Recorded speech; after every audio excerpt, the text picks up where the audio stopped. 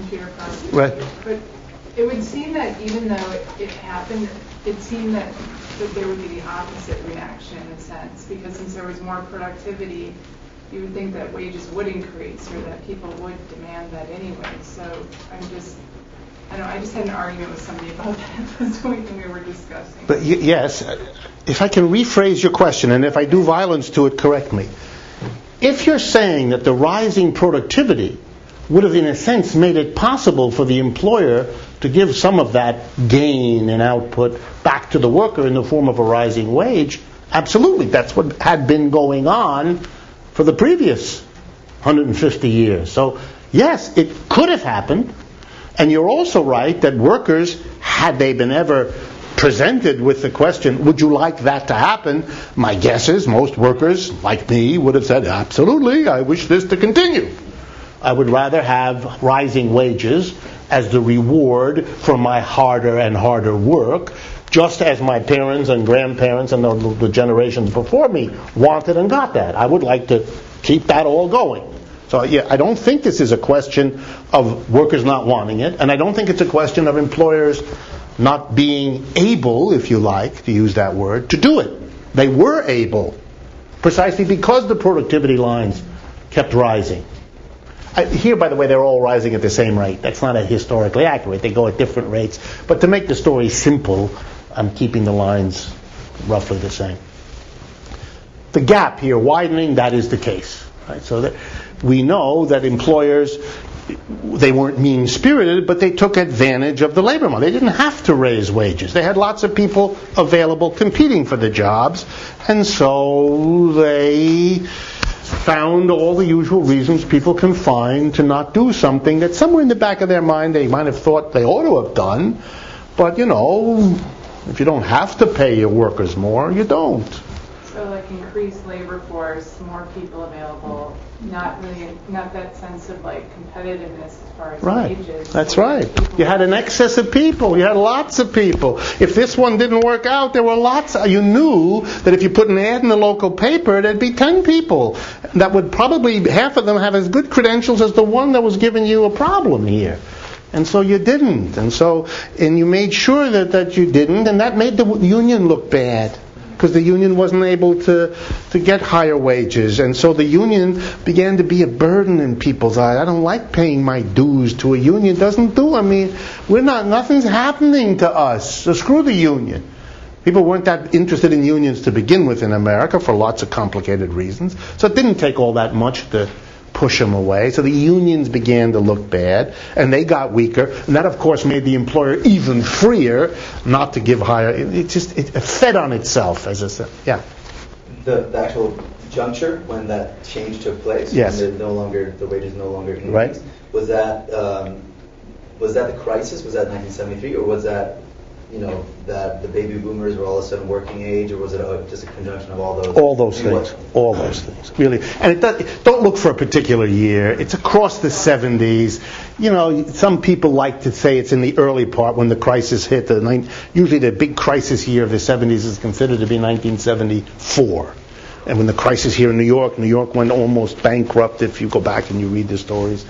Other people say, no, it really happens a little later in 77. It doesn't really matter. It's in that period that this happens. Huh? The outsourcing also begins then, and so some people like to point to that. And remember also, all the statistics in economics, all of them, are fuzzy. They have a lovely precision when you open a book like the government record, and there is a lovely table that gives you all these nice numbers right to the fourth decimal place. But these are not, don't get fetishized here. These numbers are collected by people who ask questions out in the field and who write down the answers, and then they collate them, and then somebody manipulates those numbers and someone else extrapolates them, and then it appears in the table. In the table it's nice and crisp and precise. The origins are very fuzzy. There's lots of debates. If you're ever interested, there's something that the United States Labor Department issues a journal called the Monthly Labor Review. And in it, you will see almost every other issue, if you go, and it's free on the internet, you'll see debates by economists and statisticians. What does the employment number really represent? We shouldn't say it represents this, because if you look at how the data are collected and who collects them and when they're collected, it skews it this way or that. And then they argue with each other. This one says we should collect them this way. And if you collect them this way, the unemployment rate really is X. Whereas if you collect it this way, the unemployment rate is really Y. What's the right unemployment rate? The answer is there is no right one. Depends on what you think you ought to be counting, how you think you ought to be counting, how you think you ought to be mathematically processing the information you gather. And those are always debates. And people change. One of the reasons it's very hard to get a long-term view of wages is that what wages were understood to be and how the information was gathered changes. Sometimes it changes because a new idea of how to count comes up. Sometimes it changes because politicians want to fudge the numbers because they don't want unemployment to be growing when they're running for office. They'd like it to be shrinking, and so they work out or reamend. There were a lot of accusations of the Bush administration that it was doing that. I don't know whether they're true or not. Those are accusations that are often made. I'm sure they were made by the Republicans vis-a-vis Clinton before, and so on.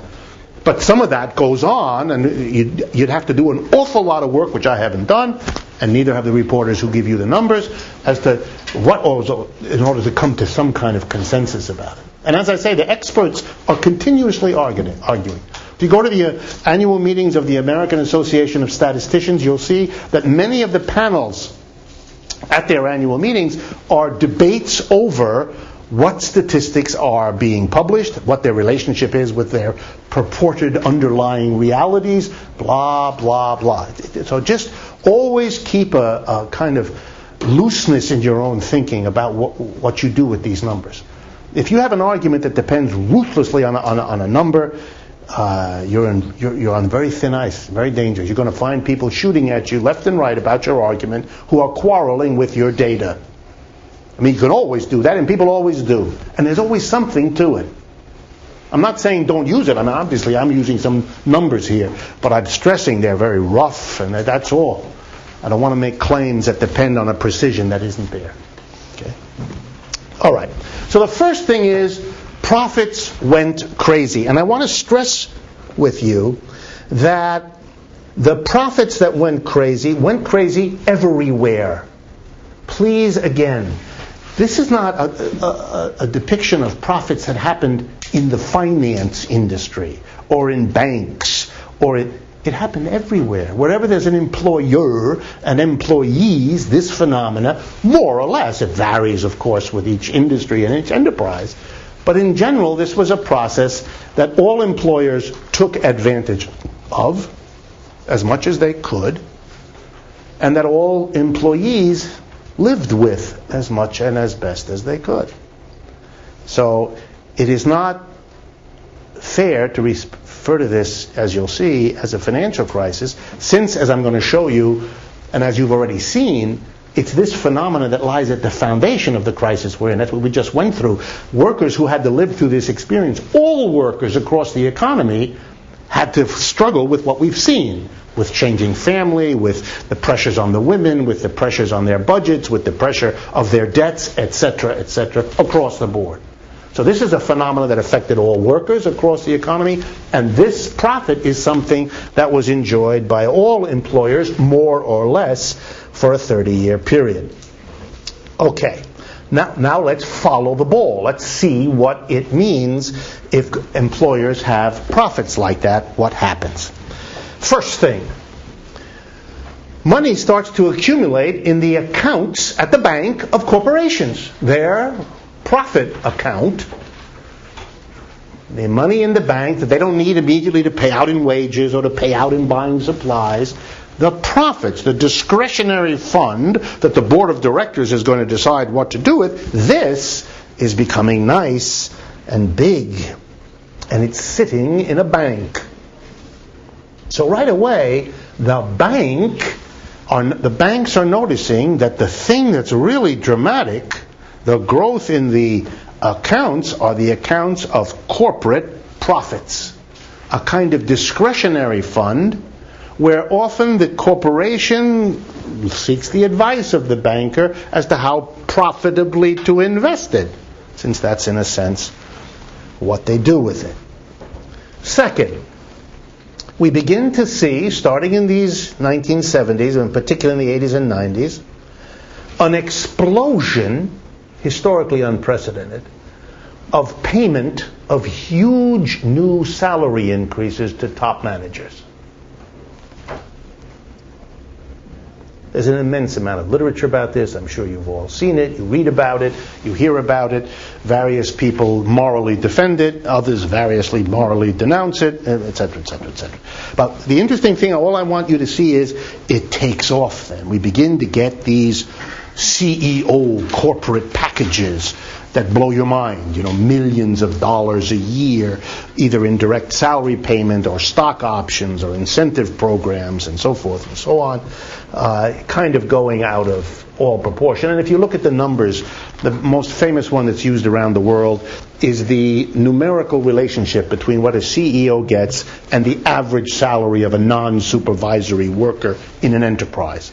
So instead of going, I don't know what the numbers are, it's not in my head, but in the 1970s, let's say the average ratio between what the CEO gets and the average of a non-supervisory worker might have been in the realm of 10 to 1, something like that. And then by 2000, it's in the realm of 200 to 1, something like that. Really off the chart, just to show you a sign of the gap. And we get a whole culture, I don't have the time to do it, a whole culture that celebrates this. Kind of euphoria set in. And the reason I stress it to you is that's very typical of capitalist cycles.